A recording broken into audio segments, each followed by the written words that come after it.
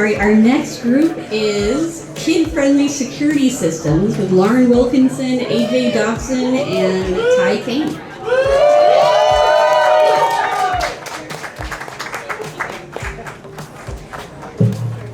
I'm going to adjust this mic here, but hello everyone. Thanks so much for being here. We're really excited for this opportunity to talk to you about something that the three of us are truly passionate about, which is creating more kid-friendly environments in which kids learn, play, and thrive.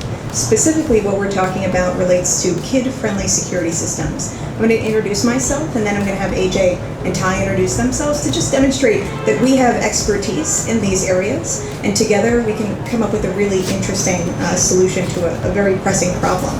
As I mentioned, my name is Lauren Wilkinson. I've worked in the healthcare space for the past 6 years. I have a passion for policy and reform relating to mental health and behavioral health, especially for developmental youth. I'm going to introduce AJ first, sorry. Good evening, I'm AJ Dobson. I'm an active duty Marine Corps officer, and prior to being stationed here in Philadelphia, I spent 3 years in the Middle East doing diplomatic security. My name is Ty Kane. I work with Philadelphia Parks and Recreation for the last 10 years, primarily with youth programming. So that's my background. Great. So as you can see, we have expertise represented in this team that relates to behavioral healthcare, healthcare broadly, security systems, as well as in the treatment of the youth in this city through recreation. And Ty's a very fun person. If you ever get a chance to go to one of his rec centers, highly recommend it.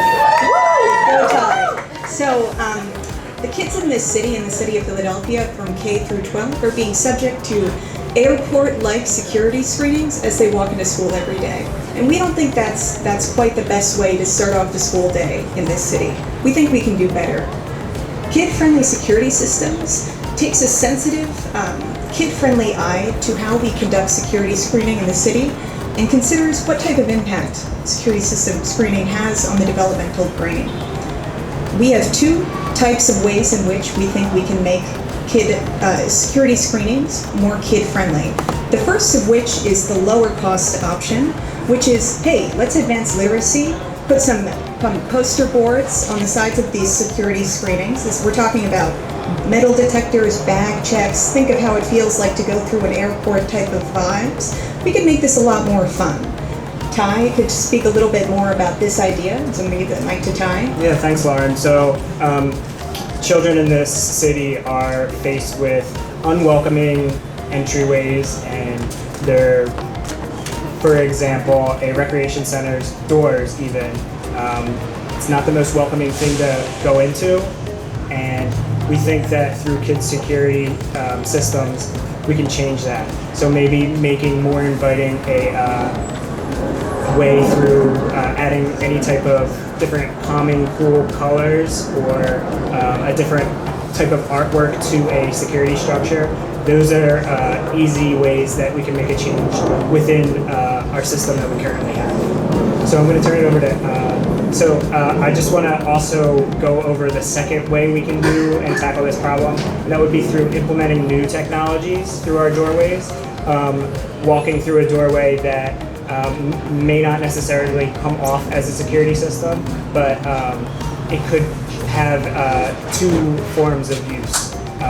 It'd be a security system metal detector as you walk in through the door, and a child or a parent picking up their kid from a recreation center or school will not feel the effect of, I have to get pretty much undressed to go through this building. And when we increase the way we invite people into our safe spaces, we can make a change. And I'm just going to reiterate, great explanation, Ty. So we're proposing the first element is let's change the existing environment. It's a pretty cost-effective option. Make it a little bit more kid-friendly. The second option involves a greater lift, which is imagine embedding technology for security screening actually into the doorway of an entrance. So you don't really think of the fact that you're going through a security screening. However, the objective of screening is accomplished to a degree. Obviously, this requires a certain degree of technological advancement that we would look to the judges here as well as our partners in this process to help us build out. But our fundamental premise is rested on the fact that We should not be compromising emotional safety at the benefit of physical safety in our schools, and we think we can do something very interesting about it. So thank you for your time.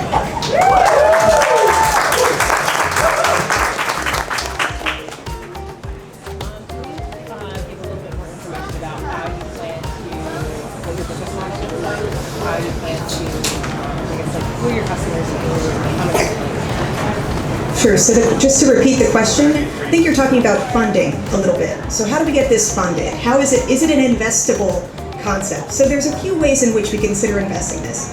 Frankly, there's a lot of mechanisms through publicly funded healthcare models, as well as the money potentially being invested in the public school infrastructure in this state and in this city.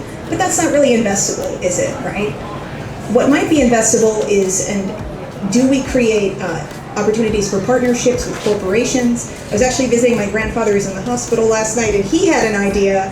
Why don't you promote literacy through the form of kind of native advertisements that could be sponsored by, like, imagining a bicycle company, could be very subtle, and I have mixed feelings about advertisement being put into our schools, so I'm just going to preface with that. But a commercialization of this would look like getting corporate partners to sponsor imagery in the form of native advertisements to be on the sides of the machinery and the existing infrastructure. I've, again, mixed feelings about that in terms of what that does to kids, but that's a way to commoditize it. Does that answer your question? Business model, we'll take suggestions there. We're still looking at it, but thank you. Who do you think your primary customer is? I think anyone in this city who wants to improve the environment in which our kids are learning, playing, and thriving. And if we believe that a kid shouldn't feel like they're going into a prison every day, we should be on board with it.